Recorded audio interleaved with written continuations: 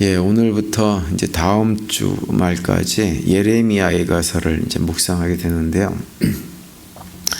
그 예레미야 애가서는 이제 주전 586년에 바벨론의 침략으로 예루살렘 성이 다 파괴되고 그 남한국 유다 백성들이 이제 포로로 잡혀가는 그런 상황에서 예레미야 선지자가 폐허가 된 성읍과 멸망해 버린 자신의 어떤 조국 남한국 유다를 생각하면서 하나님에게 탄식하고 슬퍼하면서 애가하는 그런 내용이 기록된 책입니다.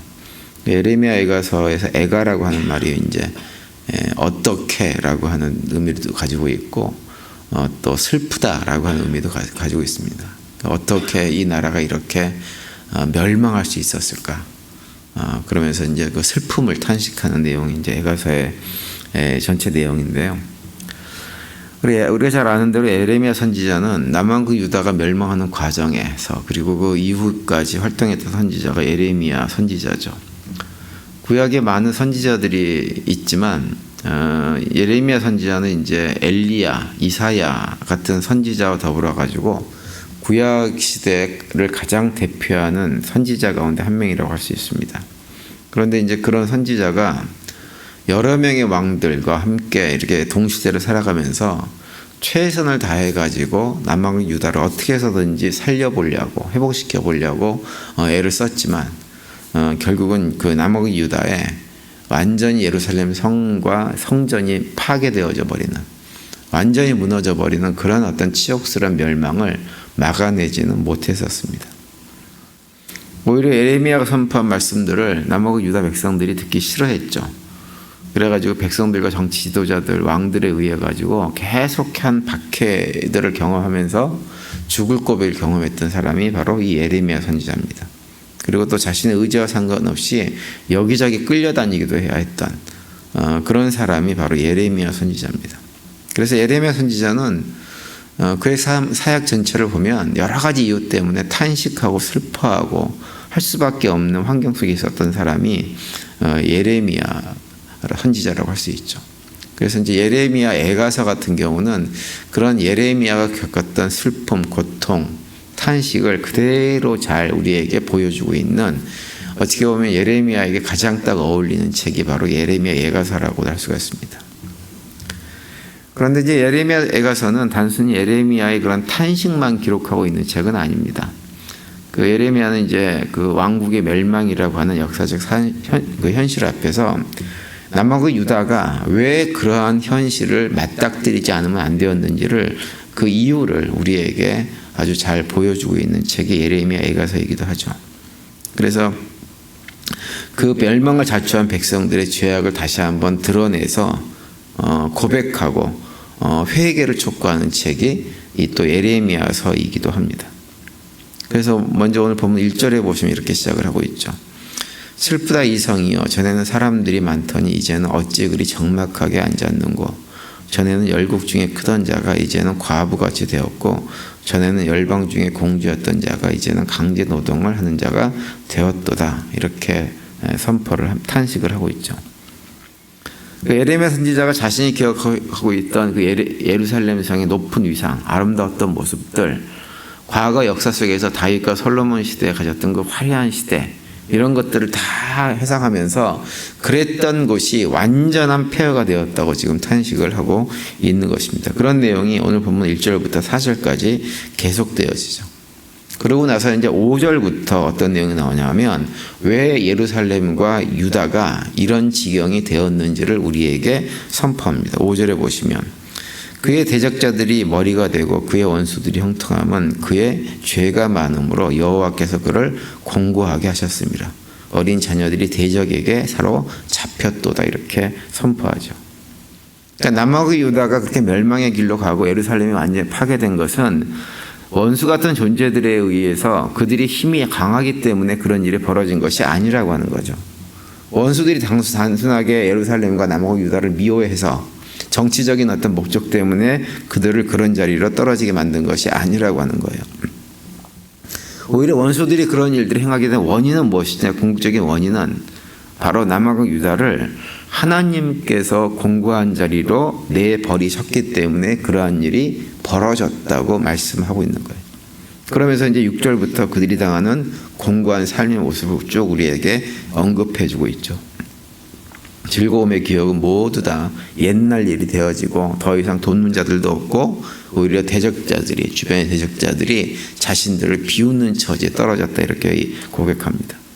그리고 더러운 것이 옷에 묻어도 그것을 빨아서 나중에 다시 입을 생각도 하지 못할 정도로 삶이 공고해졌다 얘기합니다.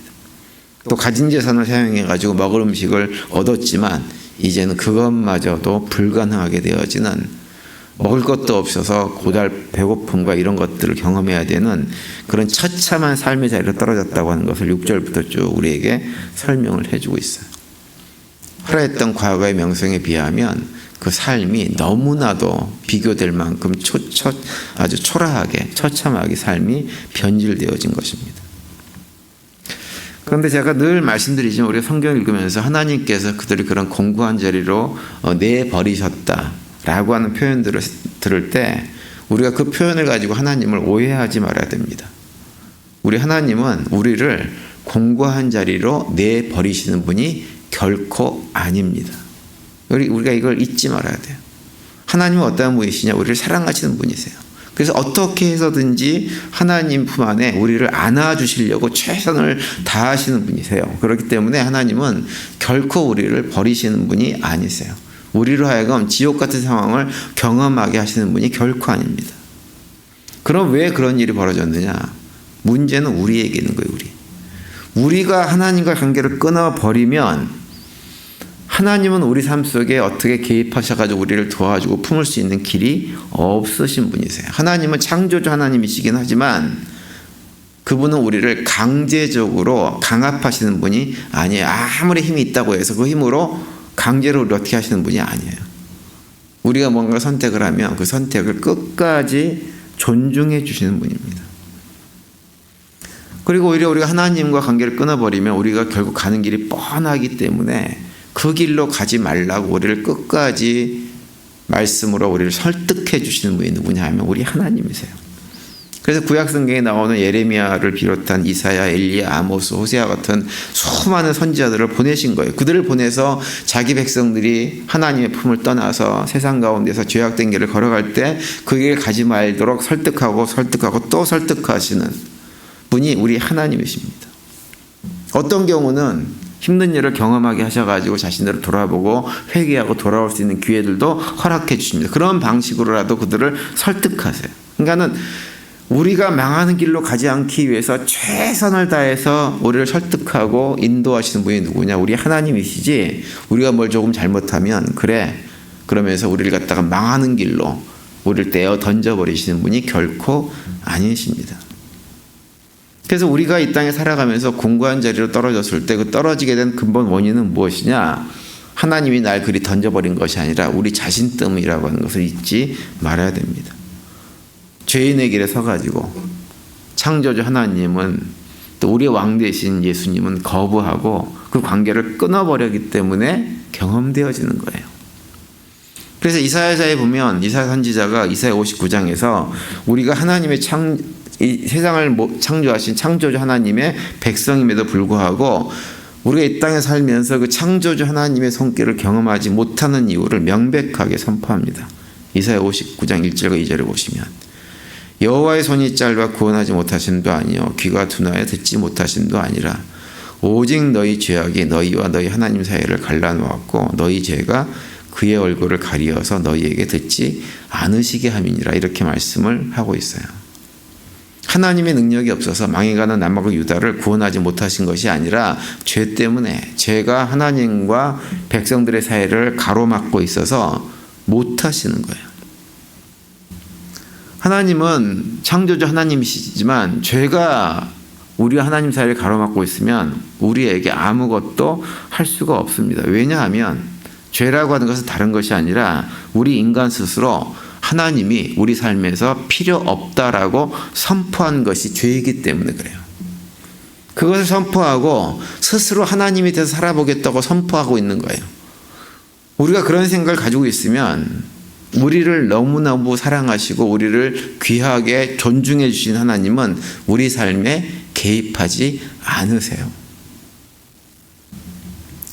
최근에 우리가 살아가는 사회를 이렇게 보고 있으면 하나님과 관계를 단절한 사람들의 삶이 어떻게 변질되는지 우리는 자세하게 볼 수 있습니다. 점점점 세상은 속된 말로 얘기하면 미쳐 돌아간다고 해도 과언이 아닐 만큼 세상이 변질되고 악해지고 있죠. 많은 사람들이 하나님을 떠나가지고 오직 자신의 인간적이고 육적인 만족만을 추구하며 살겠다고 안간힘을 쓰지만 안타깝게도 아무리 노력하고 수고해도 그런 만족을 실질적으로 경험하지 못하고 오히려 끊임없는 결핍과 갈증 상태로만 사람들이 내몰리는 것이 오늘날 시대를 살아가고 있는 사람들의 모습입니다. 그런데 성경은 우리에게 우리가 그런 삶을 살게 되어지면 하나님을 떠나게 되어지면 결코 이 땅에서 만족할 수 없다고 하는 것을 우리에게 이미 말씀을 해주고 있어요. 그 대표적인 말씀이 요한복음 4장에 나오는 수가성 여인에게서 우리가 명확하게 볼 수가 있죠. 하나님을 떠나서 세상적인 방식으로 자신의 만족을 위해 살아가려고 애를 썼어요. 남편을 여러 번 바꾸면서 이렇게도 살아보고 저렇게도 살아보고 온갖 수단을 다 동원해 살아봤지만 그의 삶에는 어떠한 만족도 경험할 수가 없었습니다. 그리고 그 여인이 온전한 만족을 얻을 수 있었던 것은 그가 예수님을 만난 뒤였어요. 예수님이 그 여인을 만나서 이렇게 말씀을 하셨죠. 요한복음 4장 13절과 14절 보시면 예수께서 대답하여 이르시되 이 물을 마시는 자마다 다시 목마르려니와 내가 주는 물을 마시는 자는 영원히 목마르지 아니하리니 내가 주는 물은 그 속에서 영생하도록 솟아나는 샘물이 되리라 이렇게 말씀하세요.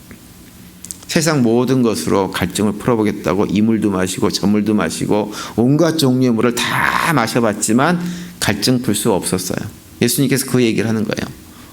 너가 찾고 있는 그 물을 찾아서 마신들 너는 결코 목마름이 해결되지 않을 것이다. 그러나 내가 너에게 주는 물, 너와 나의 관계가 회복되어져서 너가 내 안에 있게 되어지면 그 목마름이 사라지고 속에서 영생하는 샘물을 경험하게 될 것이다. 영생하는 반복하는 만족을 경험하며 살아가게 될 것이다 라고 말씀을 하고 있는 거예요.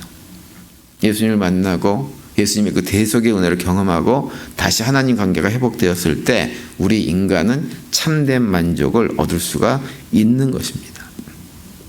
하나님을 떠난 인간은 마치 어떤 존재냐면 새가 새장을 떠나가지고 하늘을 날아가는 순간 그것이 자유인 줄 알았지만 동시에 맹금류가 덮쳐서 그를 잡아먹는 것과 똑같은 형국을 경험하게 되었습니다. 하나님을 떠난 인간도 마찬가지예요. 약육강식이라고 하는 정글 속으로 내던져져서 세상 가운데서 먹잇감으로 전락되는 것 외에는 아무것도 우리 앞에 놓여져 있는 것이 없습니다. 그것이 하나님을 떠난 인간의 삶의 모습인 거예요. 남하고 유다가 하나님을 떠나서 우상 섬기면서 세계 열강들과 제국들을 닮아가면서 살기를 원했고 그들과 동맹하면 그것이 사는 길이라고 생각을 했어요. 그런데 그 길은 결코 사는 길이 아니었습니다. 오히려 그 길은 그들로 하여금 더욱더 공고함 속에 빠지는 것 외에는 어떤 것도 그들에게 주어지지 않았습니다.